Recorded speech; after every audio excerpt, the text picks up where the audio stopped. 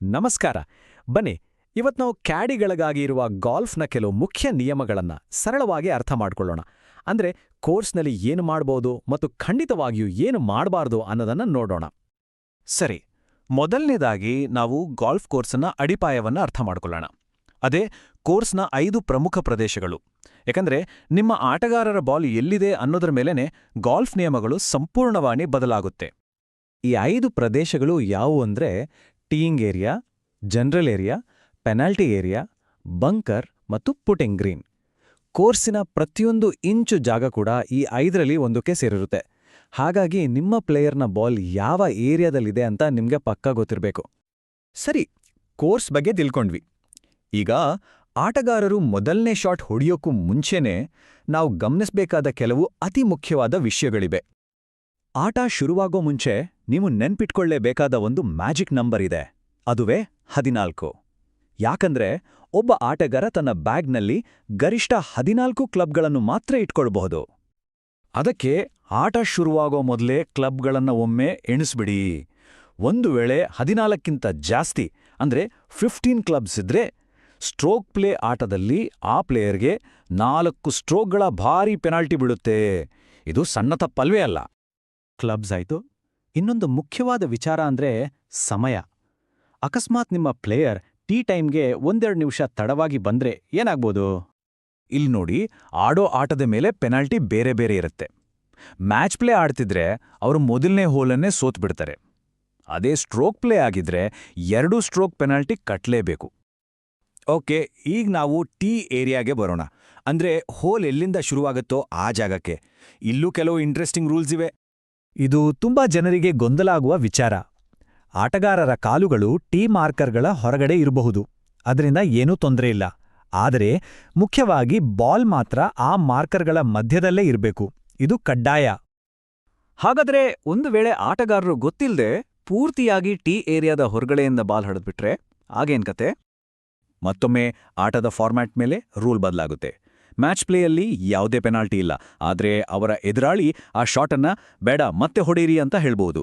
ಆದರೆ stroke ಪ್ಲೇಯಲ್ಲಿ 2 stroke penalty fix.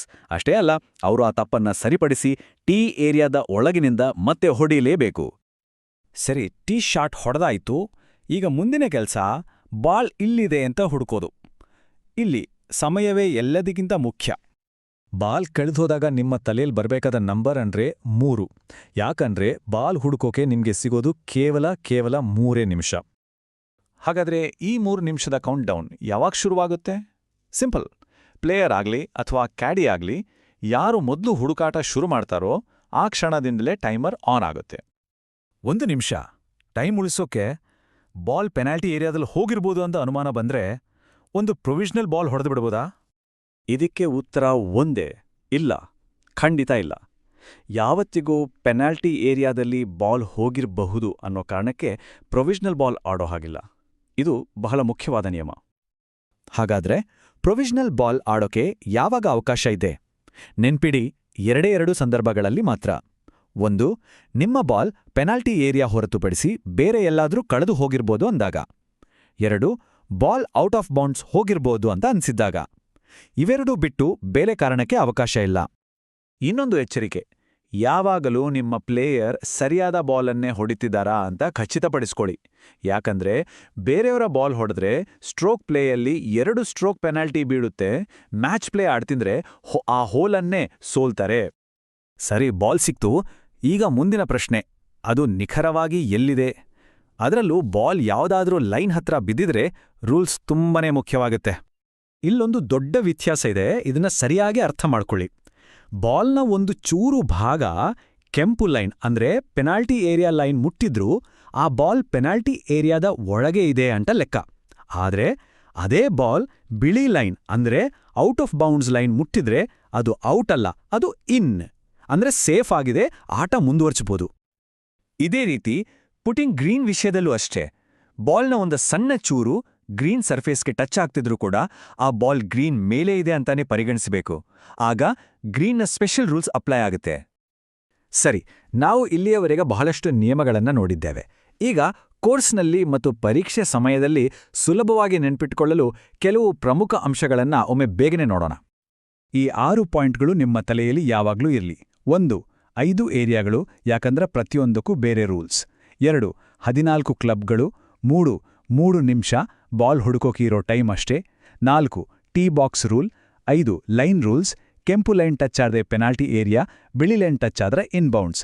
ಮತ್ತು 6ನೇದು provisional ball, ಕೇವಲ ಬಾಲ್ ಕಳೆದು ಹೋದಾಗ ಅಥವಾ OB ಹೋದಾಗ ಮಾತ್ರ.